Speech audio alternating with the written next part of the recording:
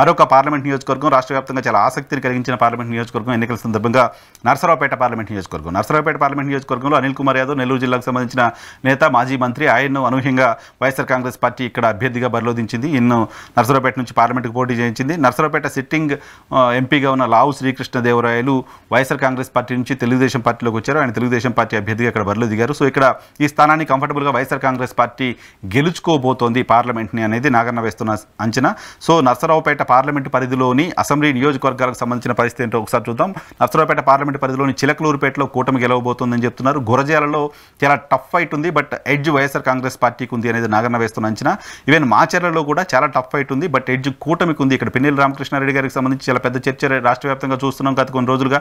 So Pinnelli Ramakrishna Reddy గారు ఓడిపోబోతున్నారు అనేది నాగన్న వేస్తున్న అంచనా. ఇక నర్సరావుపేట నియోజకవర్గానికి సంబంధించి వైసీపీ గెలవబోతుందని, పెదకూరుపాడులో వైసీపీ గెలవబోతుందని, సత్తెనపల్లిలో కూటమి విజయం సాధించవచ్చని, వినుకొండలో వైసీపీ గెలవబోతుంది అనేది నాగన్న వేస్తున్న అంచనా. మొత్తంగా ఈ పార్లమెంటు పరిధిలోని 7 అసెంబ్లీ నియోజకవర్గాలకు గాను 4 చోట్ల వైఎస్ఆర్ కాంగ్రెస్ పార్టీకి సంబంధించిన అభ్యర్థులు, 3 చోట్ల కూటమికి సంబంధించిన అభ్యర్థులు విజయం సాధించవచ్చని చెప్తున్నారు. కూటమి గెలిచే స్థానాల్లో చిలకలూరుపేట, మాచర్ల, సత్తెనపల్లి ఉంటే వైసీపీ గెలిచే స్థానాల్లో గురజాల, నర్సరావుపేట, పెదకూరపాడు, వినుకొండ ఈ 4 అసెంబ్లీ స్థానాలు ఉన్నాయి.